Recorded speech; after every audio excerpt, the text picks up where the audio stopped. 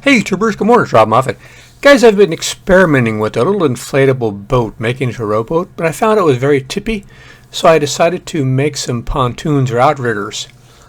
Initially I was going to buy some, but the ones I looked into cost hundreds of dollars. So they have some that are inflatable that are like $30 or $40 a piece, and you have to pay so much for the cross piece. So it's like 120 bucks.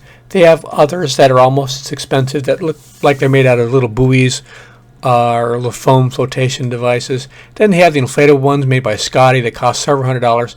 I decided to make some out of foam and some plywood and glue, and it's kind of crude, but they end up costing about $7 or $8 for both of them. And the wood was scrap wood. It was very quick to make, and it was simple to make. I'm going to show you how I made it in this video. The wood I use is scrap wood. It's underlayment. It's the least expensive plywood you can get in the hardware store. It's about 3/16 of an inch thick. It's not very strong, but it's perfect for our use. I also used polystyrene foam. It's extruded. It comes in planks. It's 6 of them in the bag. We're going to use half of the bag. And I used Titebond glue and some stainless wire. That's about all of the ingredients. I used a jigsaw to cut the underlayment, and about 7.5 inches wide. I only needed one long piece, but I cut 2. I thought I was going to make both of these 4 feet long. I ended up making the floats only like 2 feet long. Now I used some bamboo skewers to hold the foam in place, but I also put the mark on the outside on the plastic like a dumb idiot, instead of putting it on the foam. So when I cut with the jigsaw, I ended up getting a little unevenness in the foam on one piece. And the center is going to be the wood, and you're going to have the foam on the outside. You want to put that Titebond glue on everything, but don't have it thick. You don't want to have pools of it. You want to just have it where it's moist with the glue. And then you're going to use a weight. I use that piece of wood to scrape off the excess glue. The Japanese saw wasn't needed. I used the big pieces of buckets of dirt with plants in it as a weight to press down on the glue. I found out that the hand saw was better than cutting the wood than other things I was using. This piece here is the part that's going to hold the plank that goes across. I have 2 little pieces of hardwood on some ply, and that's going to go in a recessed part of the foam.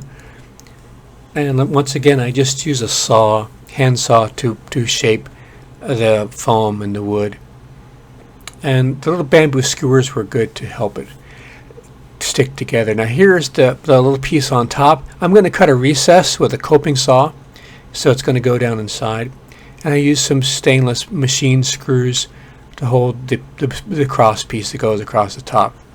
I did find out later that there's probably a stronger way to attach the foam than just glue and wire, but I'm not going to go over it in this video because it just confuse you, because it isn't what I did, but there's ways you can make it stronger than what that's shown in this video.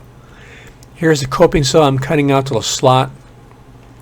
Like I said, the wood is in the center of the foam, and the glue is over everything, and it's holding everything together really good. Now I'm going to have another piece of wood on the bottom because I'm going to use some wire as a backup, and I don't want the wire to cut into the foam, so we're going to add another piece of wood on the bottom.